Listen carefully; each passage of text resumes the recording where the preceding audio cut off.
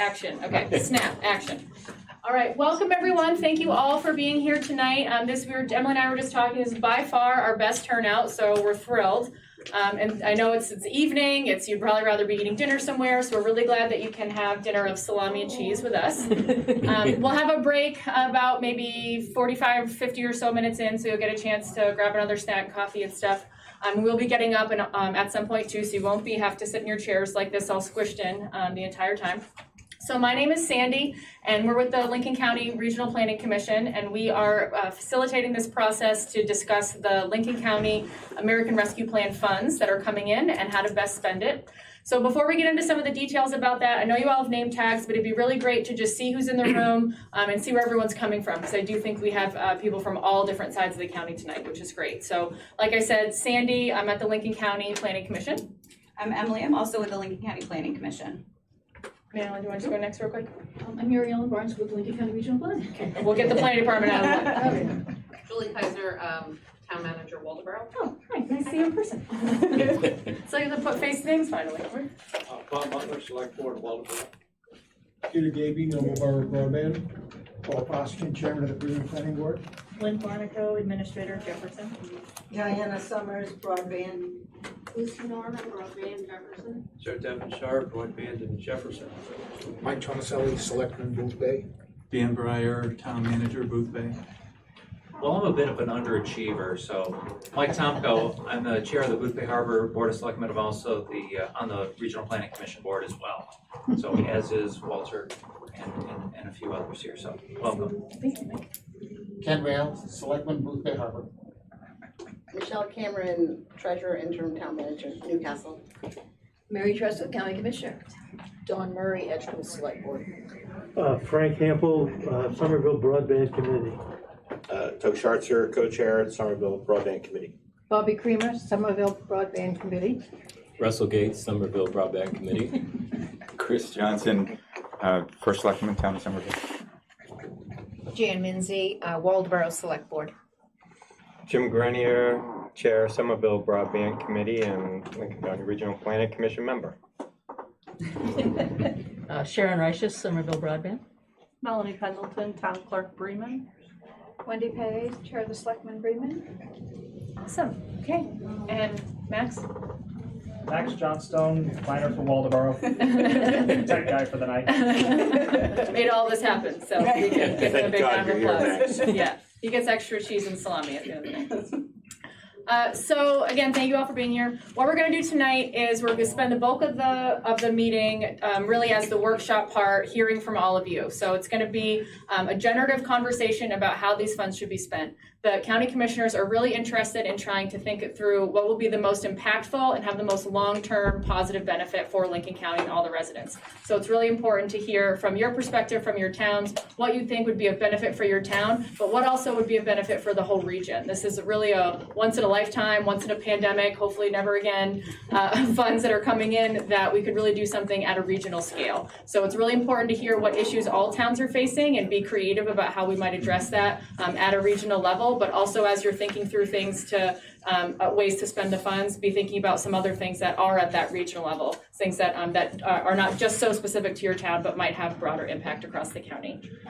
No decisions are going to be made today. The funds don't have to be spent for a few years. We definitely don't want to wait a few years, but this is really, it's a big whole reconnaissance process that we're doing. This is this is the third of municipal leaders meetings that we've had. We had one at our Wiscasset office, we had one on Zoom, and then we have one here tonight. We had a meeting with legislators representing Lincoln County to hear what their thoughts, especially state perspective and what's going on across the state. And then we're also going to be having a meeting with local stakeholders to Lincoln County. So some organizations or other, non-municipal, non-legislative groups that are still pretty important to Lincoln County. That will have some really good perspective and input as well. So that meeting is going to be at the end of August. We haven't had that yet, and we'll be identifying who those stakeholders are going to be throughout all of these meetings. And this is the first time, obviously, that we've done anything like this, so we feel pretty good about the process so far, but if you have any feedback or thoughts about ways that we might get better input, or, you know, really some important folks maybe you think have been left out so far of this process, we definitely want to hear that. And at the end of the meeting, we'll talk about some next steps and ways that you can still keep giving input over time.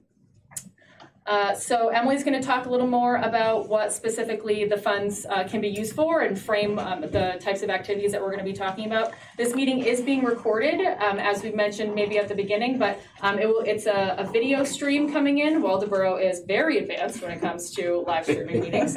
So there's a video coming in, and the sound will be recorded, and that recording is going to be available after. If that is something that you're not interested in, then there is other ways to give input, then maybe this meeting isn't for you. But it is a video recording coming in, so some people are not, just want to just put that out there that not everyone is comfortable with that.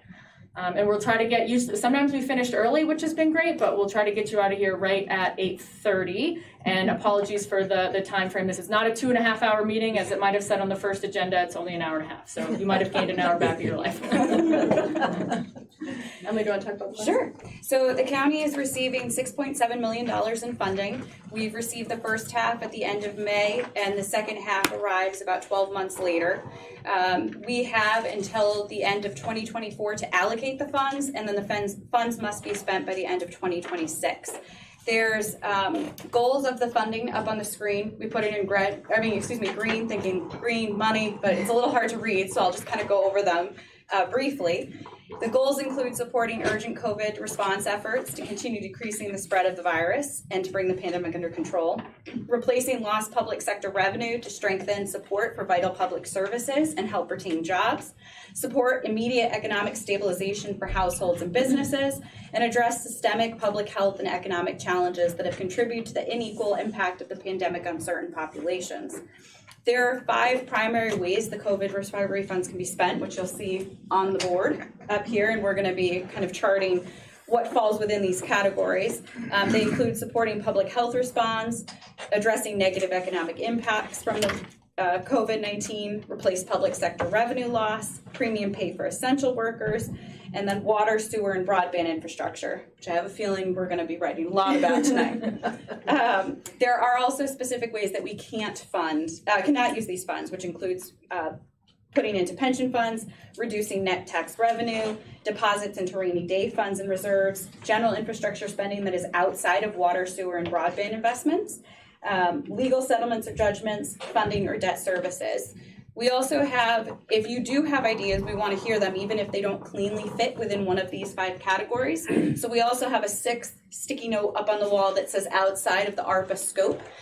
So if you have something that we're not sure if it could be funded, because the rulemaking is still coming down from U.S. Treasury, or it may be something that is vitally important, like road infrastructure, but it doesn't fit cleanly in this funding, we still want to know about it because it could be a project that the county handles down the road. So before we get into exactly the workshop part of hearing from all of you, does anyone have any questions about any of the stuff we said about this process, about how the ARPA funds can be spent, anything like that? Frank? Well, on the bottom of this page in the gray area, it says interim final rule and final rule, and so the question I've got is, what's the status of the rules regarding this program? Yeah. The final input day was last Friday. It was the 16th, I believe, whatever day that was. It was the 16th. So I don't think all of those questions and comments have been compiled yet, but it should be coming pretty soon. And so that'll be published. Yes, and there's all of those, that information is on the U.S. Treasury site, and that's a link that we'll send out after this too.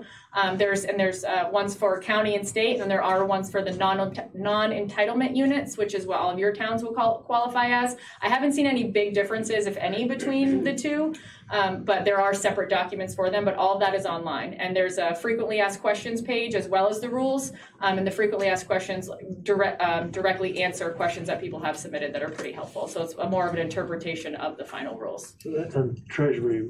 That's right. Mm-hmm. And that frequently asked questions is updated pretty regularly, weekly if not bi-weekly. Yep. Don? This might be kind of a weird question, but what constitutes money that's spent by this 2026 deadline? Because For instance, I know the water district would like to bring water down 27 and they want us to buy into that, and then our households, then, you know, we're gonna have to set up hydrants and things like that. But it's a 5 to 10 year project. So can you put the money in an account for that specific purpose and consider it spent if it's going that way? Or, I mean, because it's a water project, it can't be done in a short length of time. So I'll answer that first, then maybe Carrie, who just came in a minute ago, I'll put her on, or Emily might have other thoughts too. The funds have to be, what's the word? Allocated by 2024, but they don't have to actually be expended by 2026. I don't believe that we can go past that, unless either one of you knows something that I otherwise, yeah. But that's a great question that we can try to find out, and that I'll jot it down, so okay. someone else might have also asked that. It might be completely useless if they can't get, you know, them in there by then. Yeah, I do believe from what I read, everything has to be spent by 2026. So we, so that might not, so maybe these projects, some of those might not be the best investment then. That's a great question. We'll check that out. Yeah? Just for clarity, it's water, sewer, and broadband, that's what this money's allocated for? For the infrastructure part, yeah. There's other things that it's allocated for, but specifically the infrastructure uses water, sewer, and broadband. Okay, thank you. And on that one pager that you have on your agendas, there should have a little more details under there too. And I also have a few copies of the longer fact sheet that has some more details. It's a 4-pager, if you'd like one of those. Matt? Yeah, I have a question from Ruben Mahar, who's the chair of the CTC in Waldoboro. He was asking about the broadband aspect, if Dig Once policies are possibly considered, because that deals with broadband. And he's also wondering if broadband is about selecting providers or if it's more municipal owned networks and how that's allowed to be determined. Or is that too specific at this time? There's some real specific details out about broadband. I don't know the answer on the top of my head. I don't know if Mary Ellen, you've been looking at some broadband stuff. Public or private ISPs or municipal. I think they do encourage both middle mile and last mile. So you do want to look at the U.S. Treasury specs, which will lead you to. So there's not everything is spelled out, but they really want to help people who currently are underserved. Yep. And there's, like Emily said, there's still those rules will still be coming out pretty soon. The final ones will be out. But they do also encourage, what I've seen a lot in the rules where it says, you know, we want towns to use this or as best as, you know, for what they need. So even if it's not explicitly outlined that this is how you can use it, there can be a little bit of flexibility in there. But is there any way that those questions can get saved somewhere, Max, if someone types it in? Well, it's part of the YouTube recording, so it's going to be online anyway. Okay, so we'll be able to see that. You can see it after the meeting. Okay, great. Miriam? I also say that we're trying to follow the other federal and state programs around infrastructure. So your point, Dawn, it could take more money to do that line or other systems improvements. And so there's more money coming out of the federal government for both drinking water and clean water. So there could be other sources for that kind of project. I would think there would need to be sources they're really expensive. And I would also encourage the person that just asked that question about broadband from the YouTube channel, that information specifically about broadband, there are a lot of details online on the the Treasury. Any other thoughts or questions about the process or the uses? So we've been trying to keep up on all this stuff as much as we can, and we do want to be a resource for you and your towns. So the money hasn't been released yet from the state for towns, but please do reach out as you do get your funds and you want to know. We have been staring at this stuff a lot. We don't know all of the answers yet, and they still are changing, but please do use us as a resource as you're trying to figure this stuff out for your towns. All right. Okay, then we're getting ready to the fun part of the meeting. That's why we're all here. So what we're gonna do, we went a little old school. We put some charts on the walls. We got some markers. We want to hear from you all, like I said at the beginning, about what the needs are that you're seeing in your towns. What would be the things that would have a broader impact across Lincoln County, and what would have some long-term impact as well. We want to map all of those ideas to the uses. So Emily and I are going to be up here running around, writing everything down. So you also be able to see, if we're characterizing what you said correctly. We're going to keep all this information, and we want to make sure that what is being suggested does fall in one of these uses. We are able to take things that do not fall in them because, like Emily said, they could be discussed later, and that's really important to know. We also want to hear about other stakeholders, those other groups that maybe haven't gotten mentioned, or if an idea comes up, oh yeah, if you guys look into that, make sure you talk to these people. That's something that we really want to know too. What's also really great to know, what's come up at some other meetings, are some interesting ways or suggestions to try to implement these programs that could be coming out. So that could be matching loan funds, that could be direct payments to businesses, that could be trying to leverage other funds from other organizations or other counties, or leveraging something with a town. So thinking about, what would be some creative ways to try to implement that, we want to know that too. So we're going to try to be capturing all of this as well. We'll start at first with a popcorn style, so just kind of raise your hand and we'll chat about it. If we need to do something a little more formal, then we'll go with there, but we can just kind of start with chatting. And then we'll take a break after a little bit of conversation, and everyone will get up, and you guys will use those fun little colored stickies, and you'll get to have your own activity after that. So I'll keep you in suspense until then. But we'll chat for as long as we need to. So we'll just get started, and I think under your first category, one of the subcategories is public safety staff. Which category was that? This is under public health response. How it says to the extent that that they work on COVID-19 response. I'm thinking, for example, of adding deputies to the sheriff's department. Is that a legitimate? Yeah. So that would probably go under essential workers. Yeah. Okay, but not necessarily strictly related to COVID response. So things like paying more money to first responders. Just adding additional deputies, which I gather is in some cases needed. Well, that's what they're actually trying to do that. The problem is that they're having trouble recruiting. Right. I just had the sheriff over at our meeting the other night, and they've got positions available. They've got hiring bonuses. That was one of the things I had. Could we do something for helping with retention and, hiring and retention? Maybe pay more medical or something like that for them, just to incentivize, because I made a call one day, it was a little bit long ago, but 45 minutes later, I'm still on 911 for the sheriff to come because they only had one deputy on, and he was on the other side of the county. So they really are. We've talked about that at previous meetings about pay and housing costs and all of that. So some of the barriers to getting more first responders. Okay. Yeah. Great. Max. Just going on the first responders, how about paying for training? Sure. Any specific kind of trainings? Not really. I think one of the EMS people here in Waldoboro, they got a scholarship, I believe, to get qualified so that they could get some training done to be, I think, medic. Okay. Like paramedic training? Yeah. And I think we just need to tell people, hey, we can get you the training, and you can go from unemployed to being part of the emergency service crew. And but if you're going to do that, that should be a conversation that we do regionally, because we all eat our own. We eat our own cops, we eat our own EMTs, and we eat our own paramedics. We steal from each other. So if we're going to have that conversation, let's do this a smart way and talk about it being regional. We cover part of Jefferson, CLC covers part of Jefferson. You've got Wiscasset, we've got Booth Bay. Let's have that honest to goodness conversation. If we're going to throw money into that, which serves all the towns, because I'm sure that has to be done, whether they're volunteer or paid.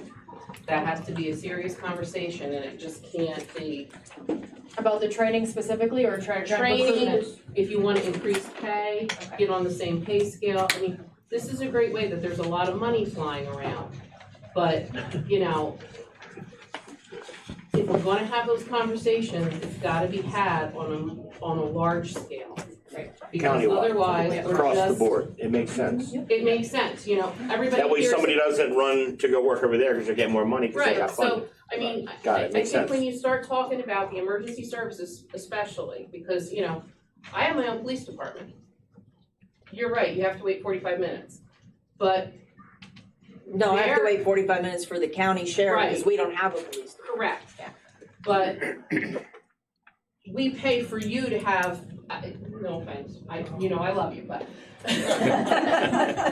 But, we've got to look at this, if we're all going to share in this pool of money, we've got to make sure that it's equitable for everybody. Great. Being smart. Absolutely, yeah. Well, along those lines, regionalization of fire departments is something that's really coming up because small towns can't afford them anymore. And even to pay what we need to for the volunteers, we can't get volunteers anymore. It's all over the websites, and all the fire chiefs are talking about it. It's something we've really, I mean, we're very close whole. We like to have our own little groups, but the truth is, if we don't start doing some regionalization on a lot of these things, we're all gonna hurt. We really are. I mean, And this is a great way to start because there's money to do these things. And we always say, well, if we had the money, we've got it, let's actually have these serious conversations. And something that was mentioned at a previous meeting that I think could be something to consider is about the idea that since it is a one-time fund, trying to create positions that might not be able to be sustained with the funds over time. So what are some ways that we could create infrastructure with a one-time influx of funds versus something like a position that would need to be sustained years and years and years down the line? Because like we said, we can't keep spending the funds past 2026. Is there a way that we can we prioritize using Lincoln County-based businesses over big box providers who may be able to undercut us a little bit, but we're giving our people a job instead of these, and then, long-term income maybe. Yeah, so prioritizing Lincoln County businesses. Yeah. Sure. Sometimes they lose out because they can't beat Spectrum, for instance, or somebody, who can. Right. Great. Would public transportation fit into any of these categories?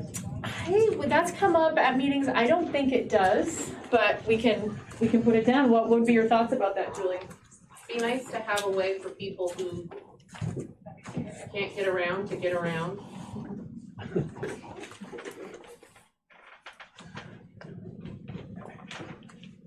Would that be something that you think that you're specifically as a Waldoboro thing, or is that something that could be across the county? I'm thinking across county. I mean, I'm sure we're not the only one that has people who can't get around.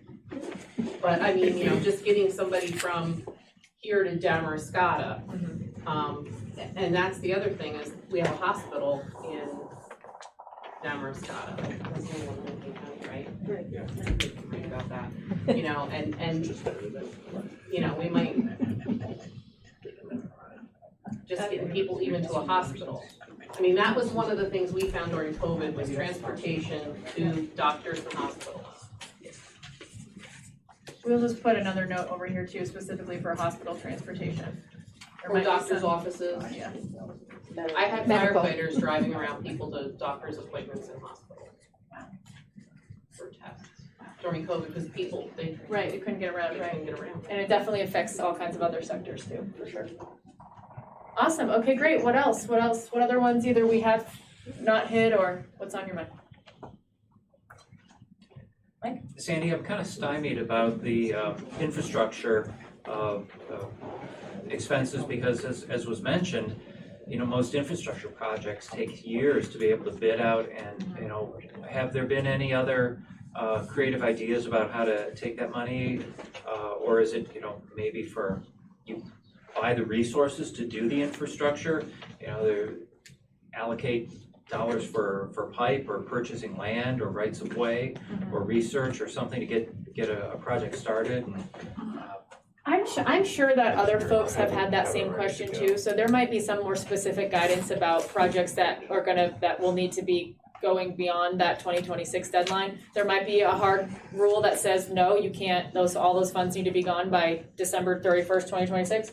But that's something that we could look at to see, because especially like you said, for these larger infrastructure projects, I'm sure there's one of those FAQs that's been addressed.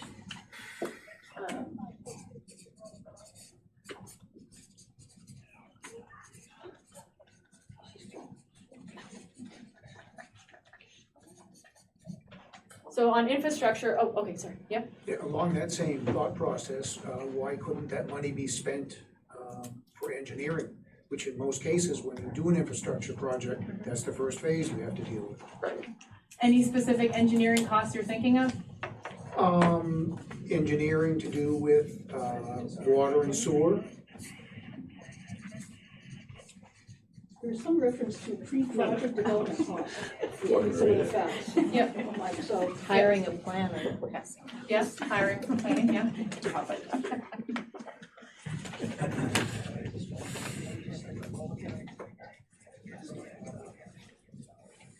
So a couple other hands? Yeah.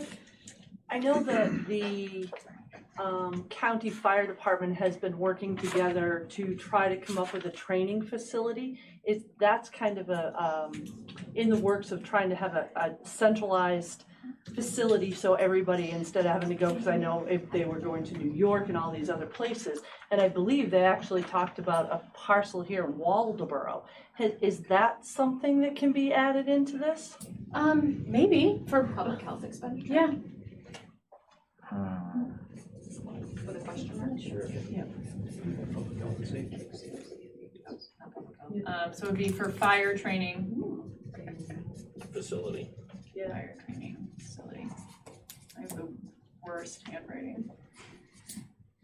I'm the only one that can, luckily I put them into the computer because I'm the only one that can read them. Fire training facility or county. Great. Saw some other hands? Someone over in the corner, did you have a hand up? Well, I was just gonna mention some of the things that they were talking about when they were talking about water and sewer. That's also broadband, because you need to have engineering done to to expand broadband, which also goes into the public health. You're talking about trying to transport people. I know my husband had to do a lot of telemedicine things during the COVID. So being able to have broadband Lincoln wide, good, solid broadband that you can use for the stuff would come under both that and the infrastructure. Absolutely, great. That's one of the notes that I have here that I was making is, you know, we all talk about mental health and we need more mental health, you know, helping. But the truth of the matter is there's no providers in this area and they're not going to move here just for us. So having broadband that allows us to do mental health telehealth appointments, and being able to cross state lines to get that help and that sort of thing is really important, because you're not going to find them. The backup, you know, the backlog for people to even get a counselor is months, if not longer, if you're not already in a relationship with someone. Yeah, just in terms of the broadband in our community, it's coming in, but there are people in our community that can't afford the cost it costs you to get it installed. And that could be really, really helpful, and that's a one-time thing. But it's throughout our community. I'm sure it's through other communities as well. And what community is yours? I'm sorry. Oh, for the installation. What town is yours? Bremen. Bremen, okay. But I'm thinking of that county-wide, not just Bremen. Sure, yeah, just nice to.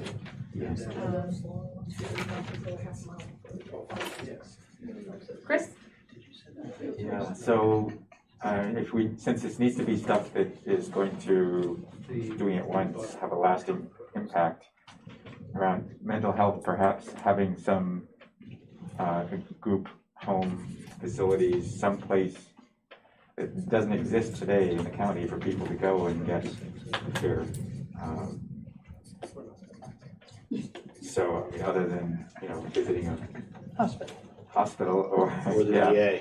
A practitioner's office, I mean, there also need to be some living places for people getting assistance. That has come up at other meetings too, the group home one specifically. Yeah. Julie? So we implemented a community navigator program here, and I cannot tell you how successful it's been. I think that countywide, I don't want you to steal mine, but a community navigator program, which is a resource for people, and it ties in with the mental health issues and homelessness, and that way, if we can pull the money to support a program like that, I mean, and the infrastructure is already set up at the Y to do that, but there's something that regionally everybody, I mean, we're getting calls from Jefferson now here, we're getting calls from Bremen, Noblesboro, so something like that is needed, and it's not something that we like to talk about, but there's homelessness, there's poverty. That community navigator doesn't solve those problems, but it gets people to the resources that they need. So that would be something that would have significant impact. Great. Awesome. But then you'd also have to find a way to fund it further down the line. But again, but a lot of that is, if you get the program started, believe it or not, people will donate. That's something that people, I mean, and I can tell you just from our experience here, it's been extremely successful because we're not handing out money, we're handing out resources. And it's an amazing program. Chris, did you have something else? No, I was just gonna say what Bobby was saying, it's how you sustain them becomes the challenge. Yeah. And while it may be in, the coastal parts of the community easier to sustain with contributions longer, there's very little income among many of the residents. I mean, as somebody who's from a little town of Somerville that has 3 counties supporting us plus Lincoln, because the other sides, we're just stuck out in the top. And so transportation is far more of a challenge to make it work in the Netherlands. And so is trying to get contributions to make things work when you are 20% lower, higher poverty rate among your population than the rest of the county, and your median incomes are 10% lower or 20% lower for a household. So there are challenges making sustainable But solutions. if your region, if we do it regionally, you're gonna have that share. And it's sustaining the employee, it's not sustaining the programs. They find the programs, it's support of that employee or employees. That's, I think, the difference. And if it's run regionally, it might have a chance to be sustainable. That's a good thing to note, though, is just the disparities between the counties for implementing some of the stuff, even transportation and all of that, and what broadband being important to, if those programs are gonna be online. Yeah. So that's important to know too. In terms of where people go, our roads are more connected to the other 3 counties than they are to Lincoln. So, and there are challenges. Mike? Sandy, has there been any discussion about wastewater treatment resiliency in terms of strengthening the storm surge protection for wastewater utilities? That'd be a great idea. So wastewater treatment and Resiliency. resiliency. Storm inundations, things like that. Wastewater has definitely come up, and just general water treatment plants and longevity of those, and what is water access going to look like down the line? Sure. I mean, to remove a waste treatment plant is hugely expensive, but maybe you can get yourself another 10, 15, 20 years out of it if you're able to make it resilient.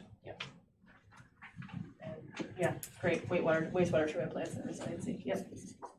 What about the digital communications that we're gonna need coming up for the county communications that affect all of us? Can you explain what that means a little more? So radios, things like that are coming up. Is that a program that's coming? Emergency services? Emergency services with all the radios, I don't know. Okay.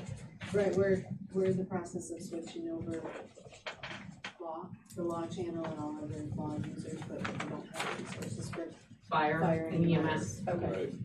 And that would affect everybody. And in our town, they didn't put the tower in for the radio to cover the northern part of town on the new service coming in. It's difficult trying to cite something to do it, and they haven't. So when the fire chief was responding to a vehicle that ran into a house, the north end of town had to drive somewhere else to get radio connection. Wow. Check it. Okay, great. Yeah, that's a great note. Thank you for that. Yeah. What else? And if there's just things on here that you definitely agree with, we want to know that too. We can do like, wastewater treatment times 10 or whatever it is. So if there's things that you agree with, let us know about that too. John? Helping homelessness is a great thing to do, but where are we gonna put them? Because, literally, we don't have any affordable housing And with COVID, everything's gone up 28% on top of what it was already expensive. All of the lower income, like places that people get assigned to in our area are all full and nobody's moving out. So, yeah, where do we put them? Right. Housing in general has come up a lot, just like for across all demographics, and then especially for vulnerable populations, what kind of housing for that, so that's great. I'm not sure if it aligns exactly in some of these, so we're putting it up just right now for outside of scope, but because that's still a little bit of a gray area, is it for our area if housing would count, yeah. There's also the problem associated with that of there's a federal mandate that is unfunded that if someone becomes homeless and they move to a different school district, the two districts, the receiving district and the sending district, actually both have to share transportation costs to bring that child back to the district the school that they were into for the rest of that school year. So if it happens in October, you have to pay for transportation. We had a situation where Edgecombe needed to send children to Bristol, and we don't have any kind of a bus for that for one person. We were paying taxi fees. It was absolutely, and then you have to get someone who can be certified and go twice a day, and it's unfunded, and it takes your school budget to, and that's totally related with homelessness. The federal law requires that if they want to go back to their support system, the one that they're used to, and that's where then you have to pay for it. Wow, okay, I didn't know about that. That's we're adding that one too about that. That's a very unique problem. It's the same thing with special education children. If they can't be, if the school can't support them and they have to go to, say, Chelsea or up to whatever school is open for a day program for them, the sending school district has to pay for the transportation and the tuition to send them to that. Tuition at Chelsea is cheaper than some, but we're talking about, $30,000 to send a child to school in another district and more just for the special ed services, and then you add the transportation of a, taxi or a service that. So yeah, understanding that, whether it's support for those funds or starting better facilities in Lincoln County. And that's an unfunded mandate by the federal government, again, under the Individuals with Disabilities Education Act. Thank you for that.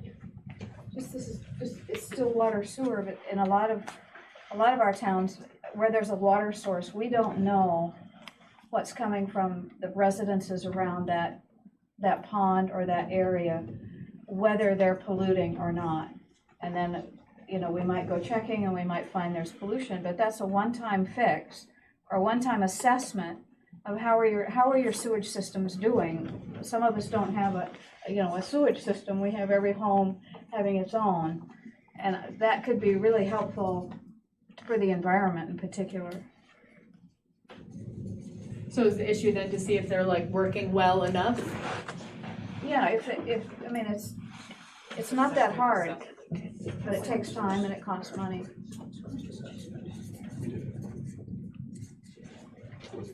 We have a lot of old homes in our area, and I'm sure they're throughout the county that now you have to have a sewage system, but I don't know if everybody even does. We don't. Our town is mostly just wells and individual septics Great, yes, or overboard dumping that they've been grandfathered into. Thank you for that. Yeah, Peter? Can I get a clarification on what you were just saying? So hypothetical, you have a town that's all septic systems, no common system. People know that they should have it pumped every X years. Some do, some don't. Are you suggesting as one possibility that there be funds made available so that town CEOs or some other appointed person could have the tools to follow up on a regular basis to make sure that systems are being kept properly operative? And that they are properly operative and that they're there, Okay. There was a question on the internet. Yeah, this was just Ruben again, just advocating for I think it's a county owned or county paid for dark fiber or 6-strand fiber network to connect to the municipal buildings, something that the county would go for. I think then if some towns want to expand on that one, they can, but maybe it's like a county backbone, if you will, kind of like the 3-ring line. So a middle mile. What? A middle mile fiber network for the county. Yeah.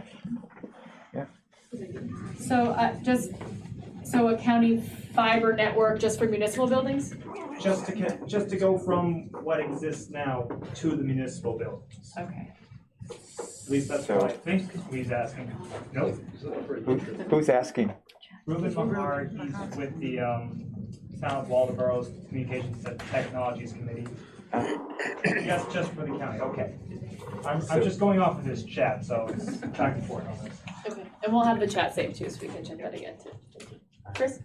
So in relation to that, and I said it at the Zoom meeting as well, one good place to spend from the county on broadband, aside from individual projects, would be actually a redundant middle mile set of loops through Lincoln County, so that municipalities and broadband service that stood up in the different municipalities would have a shared network, open access network by which to get to the 3-ring binder or beyond, to get on their way to a peer core internet provider somewhere. Because that's transport from where you are to where you can get the high bandwidth that costs you, for each municipality, a good amount from the incumbents using some fiber bandwidth on their network. And it's not redundant either. So if we solve that problem with some well-designed loops to let people all over Lincoln County connect into it, then it could also be the transport and redundant for your emergency communications or other things. Okay. So the idea is that there's the larger loops and then the smaller towns can connect into that versus trying to have to do their own Two paths individual. would get you onto the internet or to the county, where presumably it could tie in at 2 places to the 3-ring binder. Okay. And one of which would probably be wise to be in Wiscasset, where the county emergency and other facilities are. Awesome.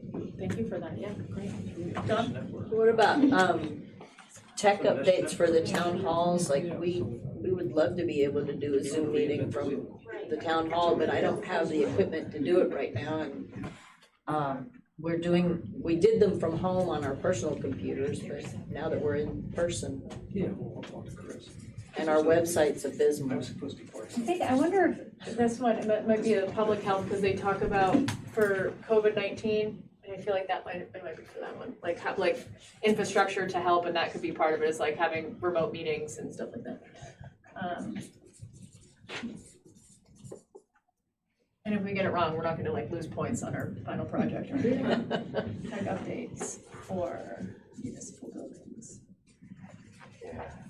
That came up at another meeting about wanting to get enough public spaces so that everyone could have larger group meetings and things like that, where there wasn't a lot of those options during the pandemic. What else? There's definitely a lot of folks haven't shared yet, maybe some towns we haven't heard from. Anything that you want to just second or third that's been up here?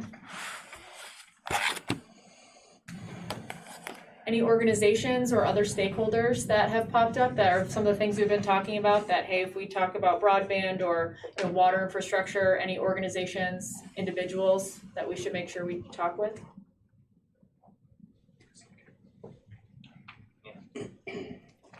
Have you had much response from the water and sewer district superintendents? At the meetings? Not at the meetings, but through hazard mitigation, we've heard a lot. From, I know Big Harbor's sewer district responded with the hazard mitigation survey talking about what upgrades in terms of flooding resilience were needed. So in that aspect, our work is interconnected. Yes. We're at the Planning Commission, we're working on the 2021 update to the county hazard mitigation plan. So we've been asking towns to submit specific actions that would help mitigate against natural disasters, and part of that is the water districts are saying, you know, what they would need. Smith Glamla came up from Southport representing your water district down there at one of our meetings, so he spoke about the water needs of that district down there. Along the lines of the using Lincoln County providers if possible, perhaps the ability to not do so many bids, if there's like a sole source. I know when I was a federal government budget manager, I could do sole source if there was something that was someone who provided a special thing that we needed, and I didn't have to go out to others because I knew they were local, they were close, they were gonna be the least expensive. So kind of like modifying the requirements so that we can spend these funds faster. Okay. And like using our own county providers. Okay. And that term is called sole source is what we source. used in the federal government, but it's a little bit more than that, right? By going with local source. Okay. Great. Yeah, so we'll add that to that list of just the creative ways to implement these, that whatever, if a project does go through, making sure we are prioritizing local, as much as possible, local businesses and individuals. Streamline that project, that process of actually allocating the funds and by finding someone quicker. Great. Awesome. Okay. Yeah. This goes outside of the area scope. I think the county would benefit from a discussion about how to handle construction demolition debris, tires, and mattress. Okay. So landfill stuff. We don't have landfills anymore. We're all facing the same issue. Okay. And we're all dealing with it in different ways, and maybe that's the way you do it. But there might be other alternatives. Okay, that's great to know. Okay. Anything burning for anyone right now? Chris? We could, Yeah. now be a reasonable time for Summer Broadband Committee. Sure, I think maybe Dawn had one more thing to say, and then you guys can chat. Is your hand up? Kind of expanding that program where the sheriff's department will call and check on people who live alone or whatever and don't have someone to check on them. You know, maybe a little more advertisement for it, or I don't know how they're doing as far as manning those phones, but there's a lot of older people who live alone who could use a wellness check. Yeah, a little wellness check over the phone. We definitely saw that during COVID, that was pretty important to have similar innovative program. Okay. Anything about food deliveries? I know we've got the food pantries and people have to go, but the shut-ins or the ones without transportation, the food could be delivered to them? Great, yeah, and food was, I believe, mentioned in the rule somewhere too, so just adding that as a food delivery and in access to food. And not meals, but the food itself and people would cook. Sure, great. So, yeah, well, I know then that Frank. the pandemic put a real strain on families, and I noticed one of your subcategories is promote healthy childhood environments. Does that extend, for example, to daycare centers, things like that for little bears? So I think it does, and what we've been wondering, if I'm thinking of the right use there, is that there's certain areas of the country obviously that were hit way harder with COVID, and so those are under the qualified census tracts, and so there's none of those in Lincoln County. If we were in a qualified census tract, then we would be eligible for those expanded uses like housing, education, childcare, things like that. There is a line in there that makes me think that maybe there's a way to do it. It just says like, if you're in a qualified census tract or you have a population that was disproportionately affected. So it kind of leaves it open a little bit for maybe interpretation. Not something that as we wait for the final rules to come out to see if they clarify that more, but a very clear way would be as if we were in recovery plan as well, daycares are mentioned. So there could be some other funds that way down the line. Yeah. Frank? We heard about the Waldeboro Community Navigator program, which and that it serves some of the other towns, but I'm sure it doesn't, go county-wide. So the question becomes, can we replicate the community navigator and have one in each of the commissioner districts that can provide that same kind of assistance? Well, on behalf of Booth Bay Peninsula, you've had a great program for 20 years or something like that, so we're almost there, Frank, so we really love hearing about this need. And the Y covers Booth Bay? The Booth Bay Peninsula? Yeah, but we aren't in Booth Bay. Right. I realize that, but I didn't want you to think it was just in Waldeboro. So for some decades now, Booth Bay has done this amazing program, and Waldeboro's got this now for the last year or two. So I think the fact that we're hearing about it multiple times means that it really puts a lot of power behind the idea of doing something county-wide. Make sure every town is covered. Yeah, there we go. Absolutely. Yeah. We also have a district nurse that specifically goes and visits people all the time. And what town is that? Sorry. Booth Bay. Bay, Okay. Harbor, yeah. Great. Great. So yeah, just a district nurse as well. I believe, and people have talked about the Midcoast Health District and having some sort of like regional healthcare, like that healthcare person. Okay. Any other thoughts, comments, seconds, thirds, fourths, anything that we've discussed so far? Somerville is going to do a quick presentation, right? And to talk about some of their work in relation to this. And then we're gonna get up and we're gonna do our activity that I was alluding to earlier. So Chris, take it away to talk about broadband. Okay, so I can be heard a little better. And so would everybody on the Somerville Broadband Committee raise your hand? This is the core of all the volunteerism that's been getting whole inventorying done and lots of legwork. And Lincoln County Regional Planning Commission helping us with some demographics and financial information about our population and whatnot. So to make a case quickly, I'm going to hit the main points here. I've got copies of this presentation and the maps and our affordability plan that the town drafted. I'm providing to the commissioners. Frank, would you hand one of those to Mary? Thank you. And the town of Somerville is unserved. We did a lot of speed testing of places that supposedly were served on the maps the state had and what Consolidated said, and there was precisely one premise that qualified as 25.3 that was really oddly provisioned. The DSL that had the upload speed about half that of the download speed instead of 10-to-1 ratio. It usually is something strange was going on there. But the only other premise that is served is the school because it has MSLN. I'll leave it there. Our project is ready to go. We designed it a year and a half ago now, have refined that over time. We've gotten more accurate. This spring, a great deal of legwork by an engineering firm does the fiber construction work and got detailed costs and labor estimates and everything on that, and as well as the CO. We've got the location for the central office and rights of way to run for the fiber connection.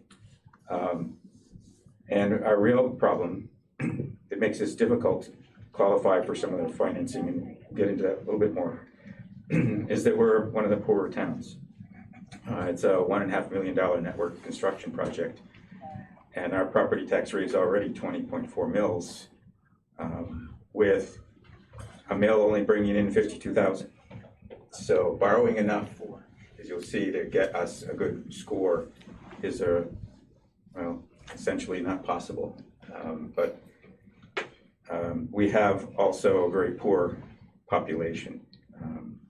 Median household income 10,000 less than the county and state median, and median family income 22,000 less than the county and state.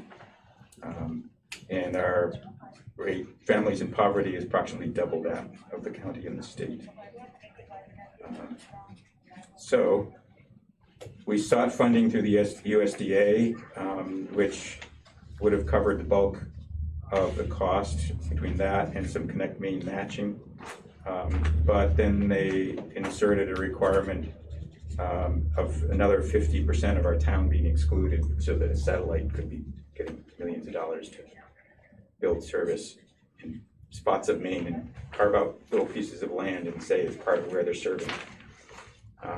Ignoring the fact that many of the people living there, if they don't have the clear view through the trees on their lakefront property, they're not going to see it work, that it's too expensive for many of the people in town, that the places next door outside of what's being excluded from our construction are just as well served by that satellite if they have the sky exposure, all those silliness from the federal level. We also applied for Connect Maine Round 1 grant this spring and got a score of 83, which was not high enough for the funding they had available. Didn't go far enough. We have to score higher next time. And we looked at where we lost points in that process. And we're looking to apply again to Connect Maine Round 2 this fall, but also have filed to be part of, and hopefully will be included in, Connect Maine's NTIA grant application to the feds, which, by the way, the county should do with its middle mile. To apply for NTIA, because you only need to use ARPA funds. Well, you can't use ARPA, but you only need a 10% match on that. And they do fund middle mile projects. So as long as they're open access. So we're hoping that we get one of those two, and if we get the NTIA one, we won't need the county one, but if we don't get the NTIA one, only one way we can score high enough to get an award on the Connect Maine Round 2.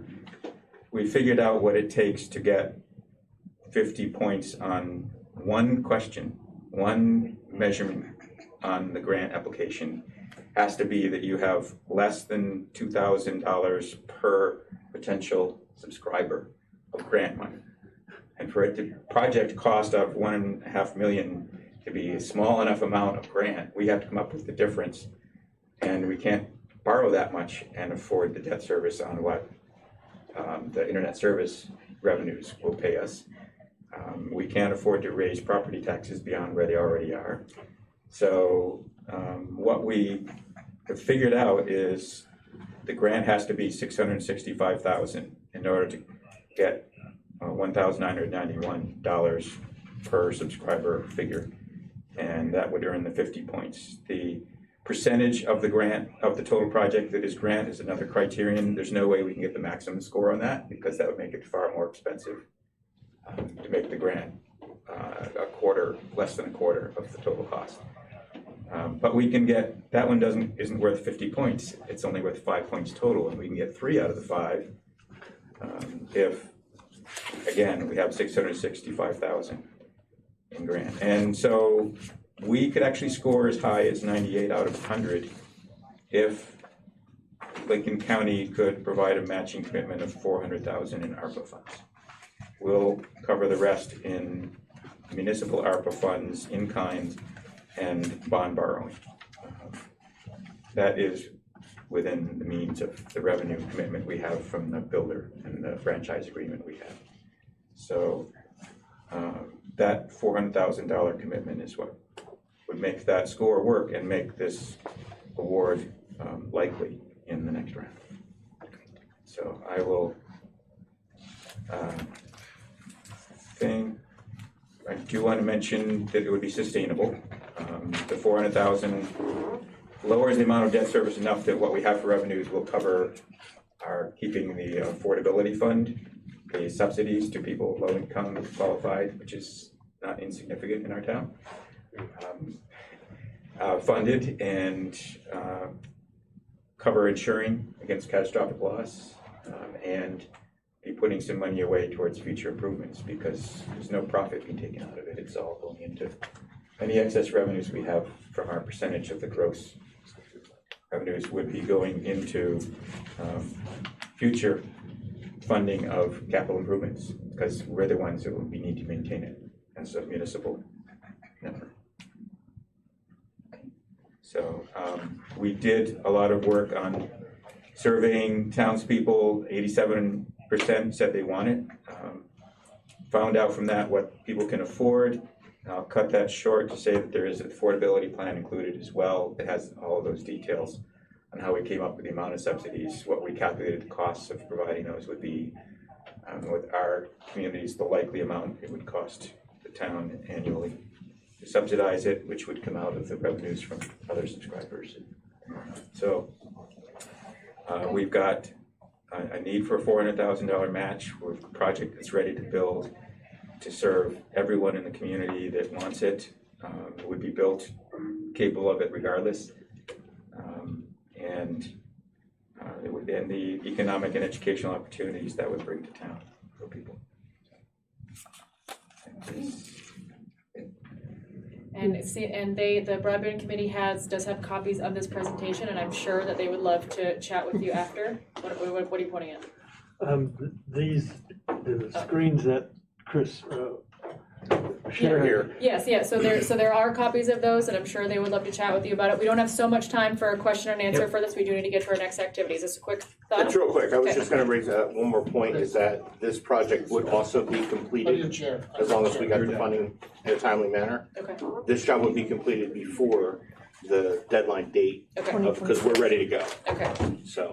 So this, Is there a frame of reference, what's the population of Somerville? So I do want to just not let us, we don't want to get into a huge big back and forth right now about Somerville, because there's a lot there, and there's a lot of great information. So I'm sure that the broadband committee would love to chat about this after, and that information might be in the packets as well. So sorry to cut you off, Peter, but.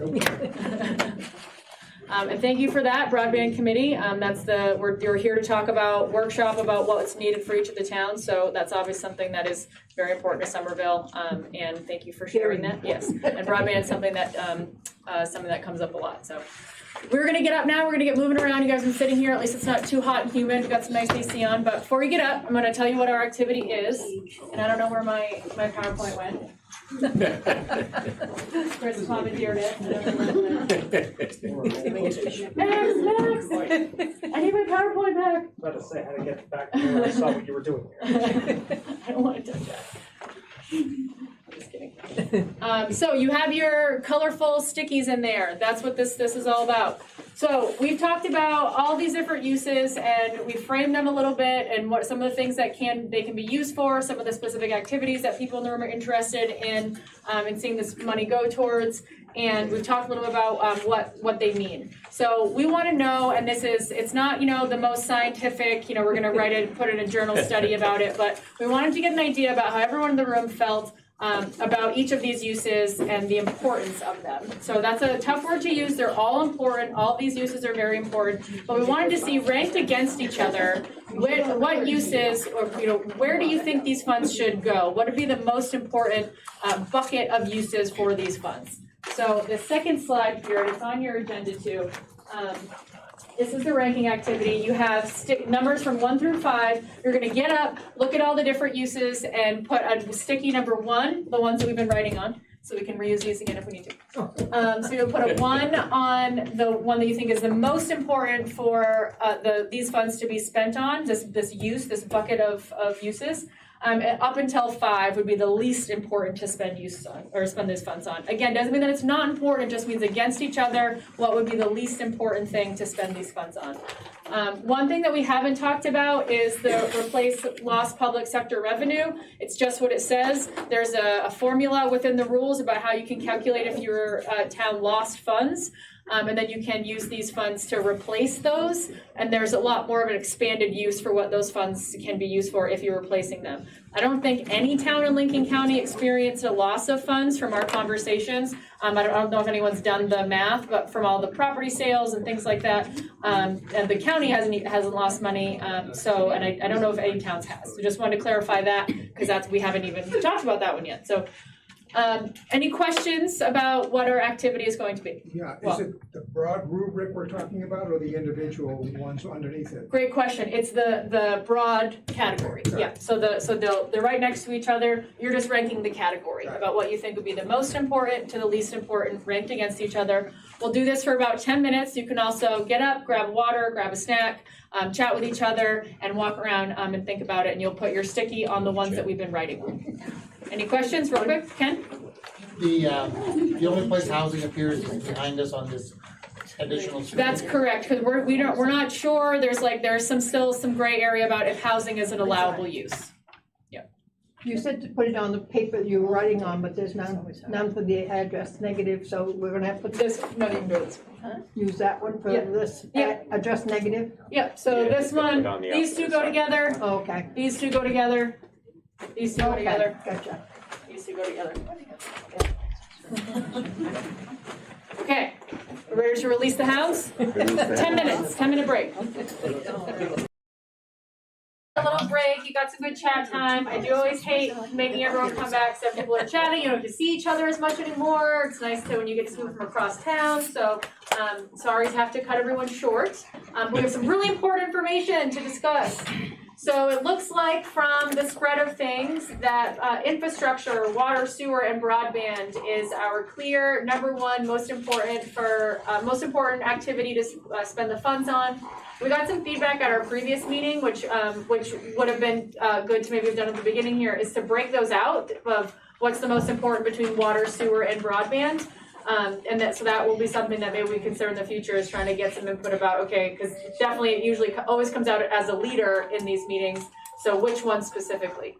#2, we have public health expenditures.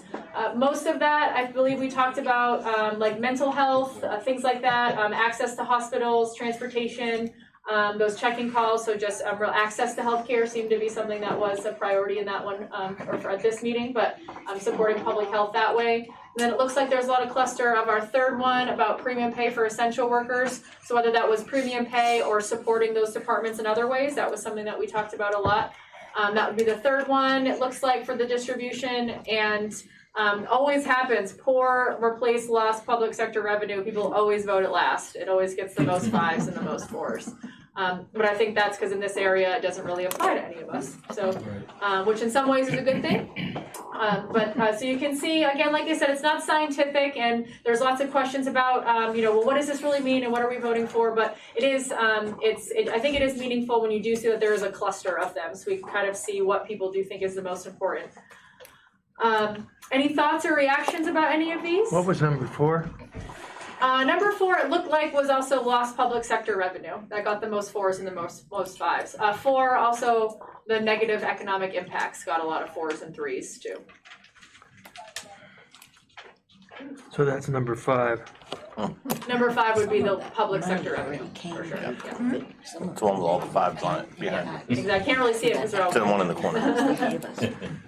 So no, nothing really that surprising. Definitely the things that we talked about the most. So it really does make sense. And spoiler alert, it's basically how all the other meetings have been going too. These are really the things that are coalescing as far as what kind of activities to spend these funds on. So which makes our job a lot easier at this point. We have a lot of stuff to focus on, but again, we have a lot of stuff to focus on. Those are pretty broad topics, and there's a lot of important and very interesting and innovative ways that people have suggested to spend those funds in those uses. Yeah, Frank? Two questions. What's the timetable for decision-making about this, #1? And #2, what's the role of the county budget committee in this process? Great. So for timeline, I don't believe that we have any sort of like firm timeline at the moment. We're going through this process, we're collecting all this information, we were trying to get it by that time, that county budget time. It's just like a framework for ourselves. We knew we weren't gonna be doing this over like 3 years or something.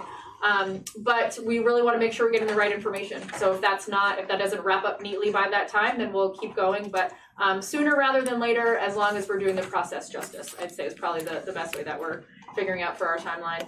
And then for the county budget committee, I believe that's just for county budgets, and that this will be something that's voted on by the commissioners. Great questions. All right, great. So some follow-ups for today. In your agenda, if you didn't get one, we have another one here, and I'll be sending out this information anyway. But on your agenda, there is a link to a survey, and that is for if you think about something, it's 2 o'clock in the morning tonight, you're like, oh my gosh, it's the most important thing, and I need to get this, I need to tell them. You can go online, find that survey and input that use. You can, there's a ranking exercise on there too. So you can input that, talk about which use that it maps to as well. And you're also really encouraged to share that survey with other individuals in your community that you think would have really good input as well. We know that these meetings aren't going to be conducive to everyone, so we want to make sure that there's input that people can give later on. So that survey is still open and live. Please add more ideas and uses to that, as well as share it with others. And there, like I said at the beginning, we're keeping up to date on how these funds can be used as much as we can. So as your town does get your funds, please do reach out if you have questions or what that process looks like or things like that. We had someone at the last meeting ask, oh, so does the county give us the funds, you know? And so there can be some misinformation or confusing things out there. No, the state gives out the funds and that's gonna come to you all. So any questions that you have about that, we'll do our best to be able to answer them, and we have been staring at these interim rules for a long time. I'll be sending out after today the results of what we talked about, and you can also see the results of the previous meetings as well if that's of interest. And I'll be sending out the documents for the county interim rules and the non-entitlement units, which what you all or your towns will be called. You can also see on the bottom there of your agendas, the last item there is a survey from the Maine Municipal Association, and they're interested in knowing if there are towns in Maine that are interested in collaboration and trying to do some sort of collaborative project in there. So that's just a resource out there if you're interested. It's nothing mandated, but it's something that the MMA is looking at towns to see what either is currently going on or what people are interested in. Yeah. Do you know when we can expect our town funds? They just asked, the state asked for an extension until August 3rd. So I don't know if they'll ask for another extension or what will happen on August 3rd, but they were supposed to have them by last month, if not before, and they just asked for that extension. And what's the reason for that? Probably they're contracting with another organization or consulting group to actually distribute it. So maybe they're just waiting for that company to actually do the software and the funding and the financials would be my guess, but I don't know. It just said on the announcement that they asked for an extension. Thank you. So this would be the end of our meeting here. I'm at 8:02. Sorry for keeping you so far past. Before we conclude officially, does anyone have any other questions or thoughts about any of the stuff that we talked about today? Awesome, great. And if you have not signed in, then I don't have your email, so please sign in if you